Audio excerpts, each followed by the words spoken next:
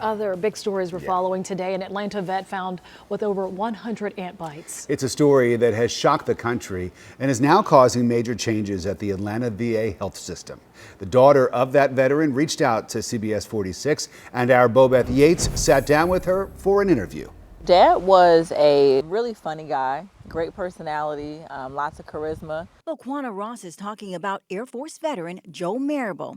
He died a few weeks ago at the Atlanta Veteran Affairs Eagles Nest Community Living Center nursing home. Ross says days before her dad passed, things at the facility took a turn for the worse. When I went to pull his hand out to put the sand, that's when I noticed this really enlarged hand, and I didn't know what was going on. And then I noticed on his hand he had some bumps, some very small white pulsy looking bumps.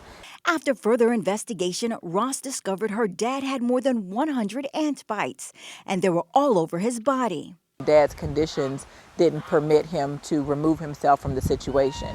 Completely unable to move, talk, or use his hands to hit the nurse's button or to get up himself and walk out. And so he just really became a victim of the environment as it happened.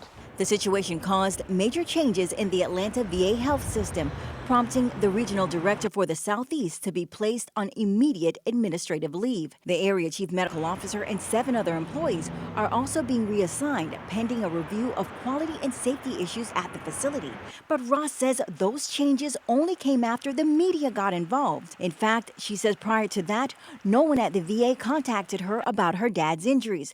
And when she discovered them on her own, she had to wait 5 days before officials reached out. And I felt so stuck and so limited, and I felt like a number. I felt like a small piece of a big puzzle. I don't think anyone in the world, veteran or not, would be okay with their parent, themselves, being placed in conditions where they are repeatedly covered in ants. And I think that it speaks to the cleanliness of the facility.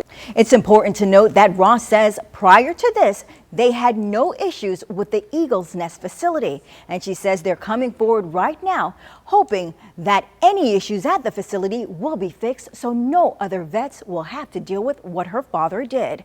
Back to you. Bobeth, thank you very much. If you know a veteran who needs help getting the benefits he or she needs and earned, email us at fightingforourvets@cbs46.com.